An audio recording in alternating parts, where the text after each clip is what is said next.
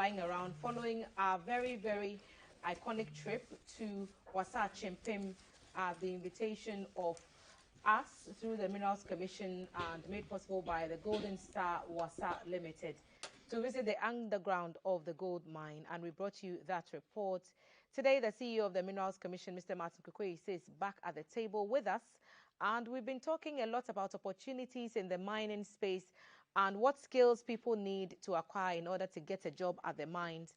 And this documentary just made it all the more focused for us, and today he's back to share some thoughts with us. Mr. Ayisi, welcome back, and thank you for joining us once again. Thank you on behalf of management and the entire team of GTV Breakfast for facilitating, when we approached you, this journey to the West, which brought us that documentary which aired on GTV Breakfast on Monday as part of our May Day edition of the show. And we asked for it, and it was delivered rather candidly. So we saw at first hand what you've been talking to us about all the time. And it's great to have you back at the table today. Morning, Tama. At least, I think the other day I told you that you can't enter a mine with the permission of the Minerals Commission. Do you now understand? I do. By the way, good morning to our viewers. We went through, it must have been once we got to the entrance of the mine, we had to pass the checks there, go through that security detail, and then go get taken into the HR office where we had to be announced to the CEO, the vice president of the mine, and then we had to go to where we had to be fitted for clothing, and then be given permission to even go to the training office, because you need another level of clearance to get to the training office, and another level of clearance to even make your way down to the mine. And at every step of the way, it was safety everywhere. So the takeaway for us on the day was, if this is possible, if this is being done, why do we still see this? And that's where we get so disappointed. So the picture we had in our heads of what mining looked like was very different from what we saw when we went to the gold mine. Yeah. So, fortunately, we're discussing what we call it the skill set. And I watched a clip. I was watching it from my palace. I was in a village by then.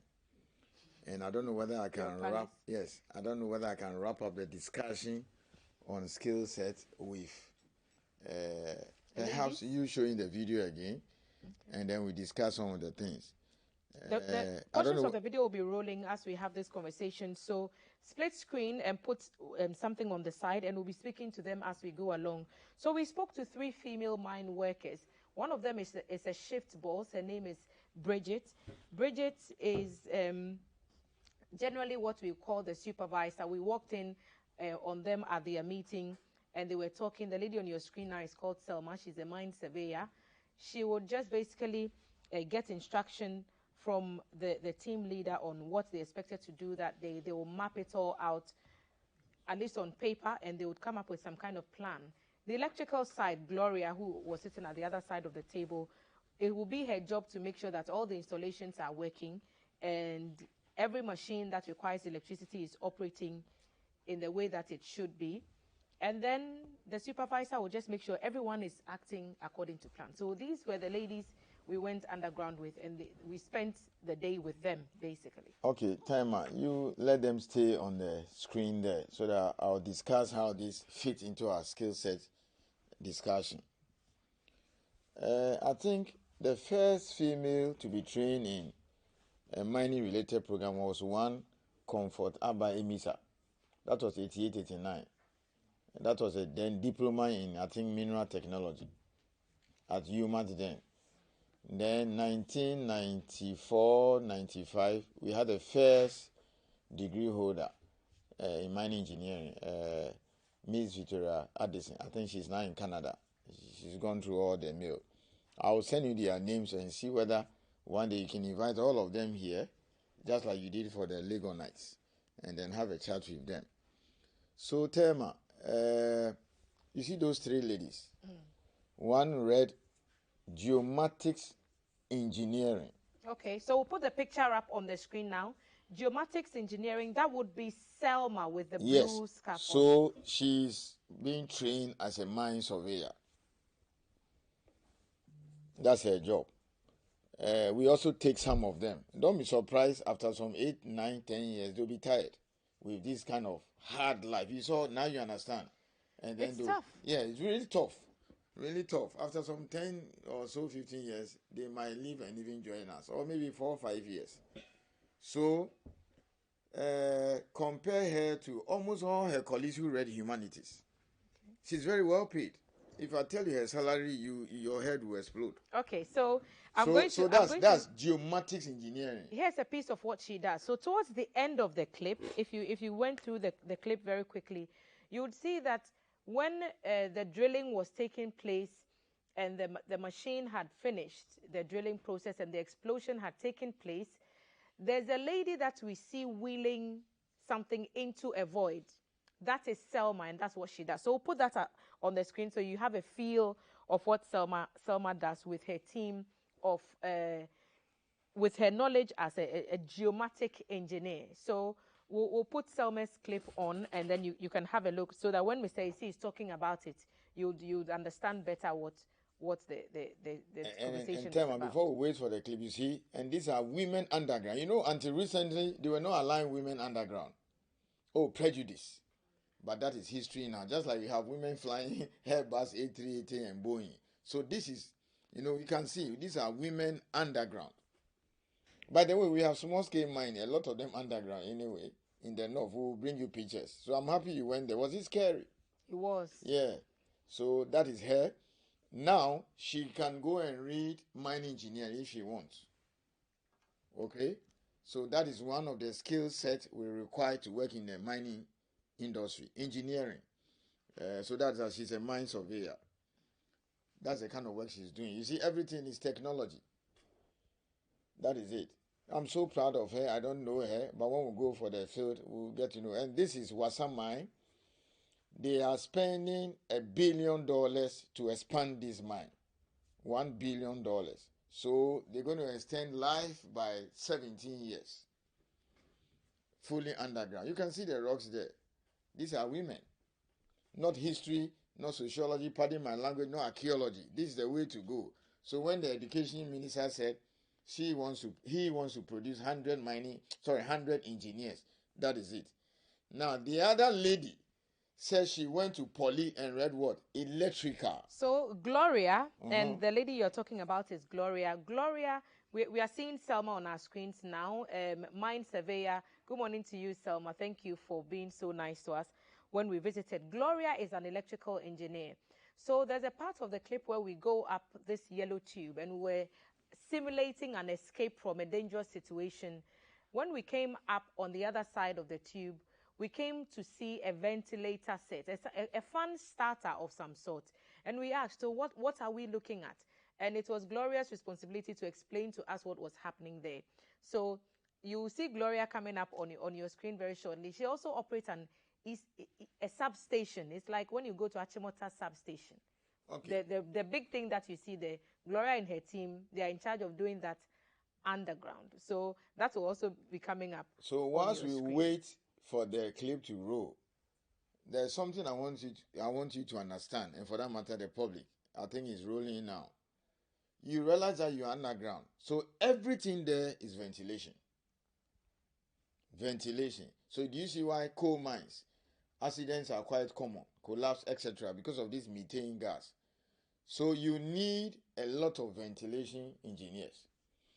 These are very professional. They know their staff, well trained. They've gone to training everywhere. Sometimes they take them abroad and they are on top of their job. Every new technology, they give it to them. So is it that Minerals Commission, the regulator, must also get this kind of training. So I also need my surveyors, my mining engineers, ventilation engineers, etc., to be able to to have this kind of knowledge and facility. Now, look at the mine here. If the mine inspector goes underground here, he or she should be able to spot an accident. Okay? And technology is changing. Who is that lady? The one climbing that kind of thing. That was me. And yes. then so we came to the fun starter. That's Gloria. Yes. She's the lady who studied at the Technical Institute. Me, if you say Technical Institute, it's okay. Now they call them Technical University. But she went to Polytechnic and read electrical engineering, HND. She has a job at the mine. Okay? She can advance her knowledge by studying maybe some new area of electrical engineering, or even go and pursue mining engineering. She can study mining engineering and grow to become a shift boss, mine manager, etc. Now listen carefully.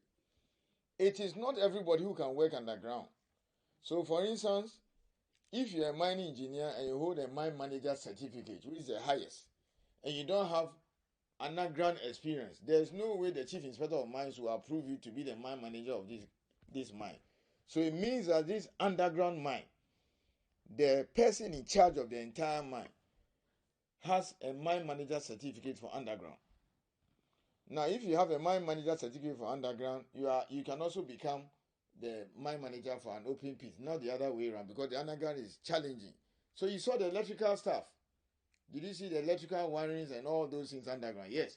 So Minerals Commission will also require an inspector electrical who can go into the mine and then see whether your wiring and all those your stuff are properly done.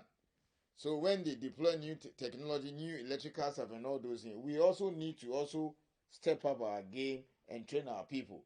Otherwise, you take an electrical inspector, you go underground, and then he sees some kind of new technology and some kind of wiring and some things, and then he doesn't know what it's about. You end up becoming a laughing stock. It's all wiring, isn't yes. it? And yes.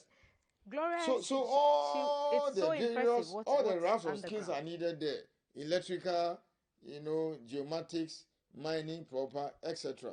Now, look at the safety requirements there. And these are women, very bold engineers. They can match men.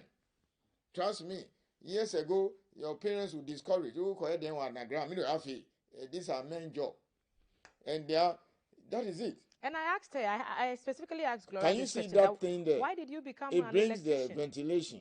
So you see, Minerals Commission inspectors go there all the time to go and check and make sure that those things are changed, they are in order. So this is a very expensive mine. The expansion alone is going to cost us about $1 billion. You were talking about nearly what? 900 and something meters down. Now this will be 2 times the depth of Obuasi. I'll let you go and do another one in Obuasi and Chirano, the other one. So when they finish the expansion, this will be far deeper than Obuasi. And these are women. Now, the university students who are studying the various mineral and it's a mechanical shop, by the way. Yes. So those who are reading fabrication or studying fabrication, welding, okay, electrical and mechanical, they go here for attachment. So 3 months you go and stay underground. You go back to school when school reopens. 2nd year you do it. 3rd year you do it. 4th year you finish. You do your service. You are employable. We met some of the trainees, Mr. Ayisi, and I overheard a conversation about pay. Oh, you met some of the trainees. To be a trainee. You met some of the trainees from the university. From the university who had come to work at the mine. Yes. Then I was overhearing a conversation about allowances, and the figures that were passing through my ears. Now I want to be a trainee at the mine. Thelma, let me tell you something. So when I come and sit here and I tell Ghanaians that perhaps the mining sector is the only area, if you take the mining related programs at our university, it is the only area where by the time our graduates, be it at Polytechnic, they say Technical University, or our universities will come out, they are employable. Do you now understand? Because you went to the mine. Let me now talk like a Ghanaian. You went there, you saw them feely. I'm not the one saying it, and I'm not lying. You went there, you said you saw trainees there. Those people you saw there, the ladies and then the guys there, they came from the university and some of the technical universities. They were there, electrical. You should have spoken to them. Electrical, geomatics, mining, mineral, metallurgical. If you go to a lab, you see those who have read chemistry and chemical engineering. You've mentioned the lab. So we came to this refuge chamber, and we'll see Bridget in that shot. Bridget was the shift boss who was on duty when we went and took us through the mines. So there's a place in the mine where if there is an emergency and disaster was to strike, you would be expected to make your way to. This is a airstrike proof, bomb proof, bullet proof system. It looks like a container. But when you get there in case of an emergency, everything that you need to survive for 72 hours, you would find it at this facility. And here, some chemistry was going on because you have to now mix your oxygen and you need the CO2. And I just regretted not remembering all my chemistry. But there are instructions pasted right there which would guide you, because the scientist, the chemist who would put this together, who would inspect and make sure this is safe, may not be in that chamber with you. This particular one can take up to 26 people. So Bridget in that shot with me there, explaining how the whole system works. Water and oxygen all there in the tank. There's also a toilet in there. So you can stay here for 72 hours and then help hopefully would come to you in that time. Hang on there. Can you see the facilities there? Now, if the Minerals Commission inspector enters here and finds the slightest fault or mistake, depending on his or her assessment, the inspector's assessment of the situation, he will say, oh, fix this. I'll give you a day or two. If it's, and because it's underground, if it's very dangerous, that means our health and safety is at risk, he will close down the mine. He will just call the mine manager and say, I've identified the following, it is very dangerous, I am closing down the mine immediately. They will have to call everybody, go home. And the mine manager risks losing his job. First, we'll find him and find the mine for allowing this dangerous situation to arise. You see? And look at the gadgets there. All those things are equipment. Look at how properly dressed. You see? And we have taken many of these inspectors. Okay? That is it. You can see the place. It's all ventilation, electrical, mechanical.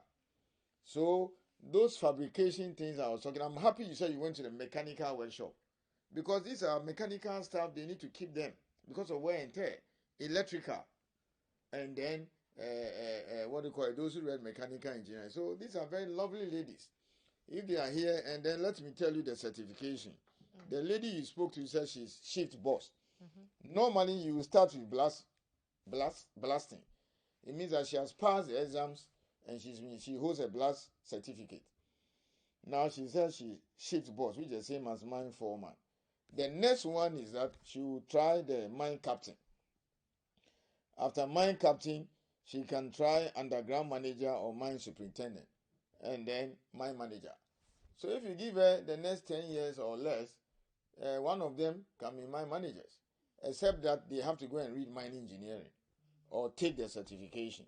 That's how it works. We also have the same thing for electrical.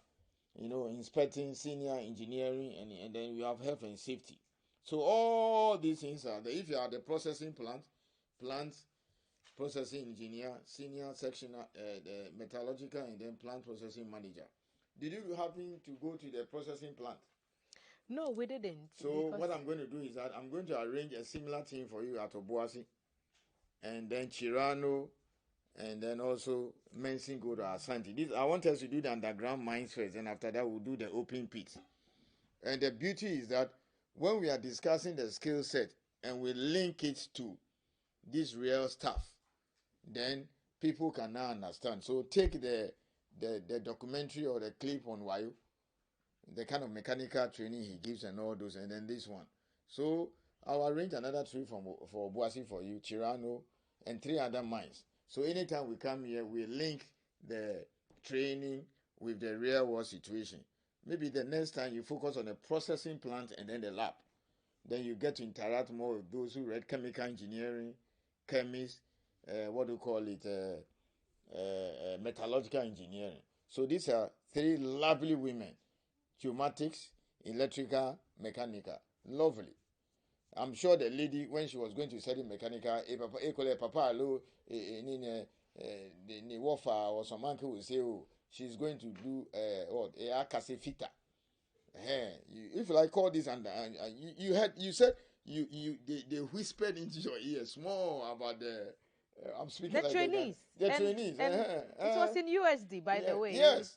None of this. It was in US dollars. The trainees were even being paid. Yeah, so they are there for like the holiday period. Okay? And then they will go next year, third year. The mines are watching them. The ones that are so good, they will tell them, national service, they will come. So if he or she should add national service, that's about 2 years experience already. So by the time the trainees you saw there will do this in 2-3 months, every holiday, that 4-year HND or 4-year degree, and they will add national service, they are not just familiar with the mining environment, they are employable. Tema, I left university in 1994. The people you were talking to, I was a year behind, and they were the 93 group. My friends who went to study mining engineering, those days, maybe 1 out of 40 would be lucky to be called for even attachment. You understand? And those days it was the white people who were running the mines. So a lot of people were seeing mines after leaving university. Now it is not the case. So those trainees there, after the 4-year or 3-year, some of them are first year, some of them are, they mix them. 2nd year, 3rd year, 4th year. You add national service. If in the next 3-4 years, some people go on retirement, I can take them as inspectors.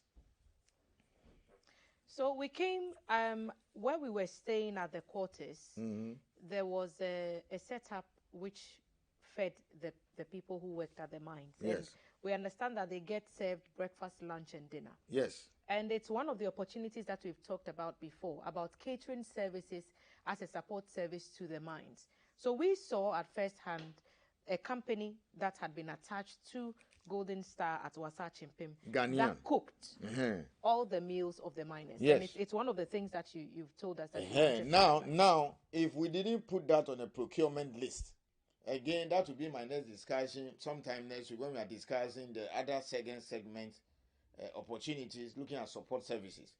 So that company that is providing the food or catering service, let's put it that way, is registered with the Minerals Commission.